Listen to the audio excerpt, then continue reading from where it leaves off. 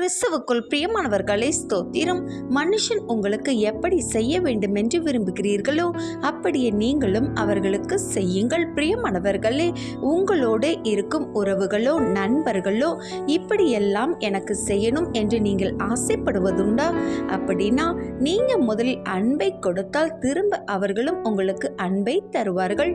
அதற்கு மாறாக கோபம், வெறுப்பு, பொறாமை, கடும் சொல், தவறான எண்ணங்கள், புறம் கூறுதல் இப்படியான செயல்களை நீங்கள் மற்றவர்களுக்கு செய்தால் அவர்கள் உங்களுக்கு எப்படி நன்மையை செய்வார்கள்?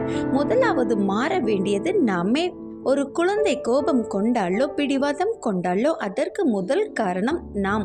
ஏன் என்றால் உங்களையும் என்னையும் பிரதிபலிக்கும் பிம்பங்கள் நமது பிள்ளைகள்.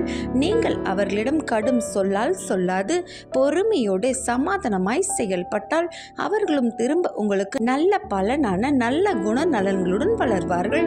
மற்றவர்கள் நமக்கு என்ன செய்ய வேண்டும் என்று நீங்கள் நினைக்கிறீர்களோ நீங்கள் முதலாவது அவற்றை அவர்களுக்கு செய்யுங்கள். தேவன் தாமே உங்களை ஆசீர்வதிப்பாராக.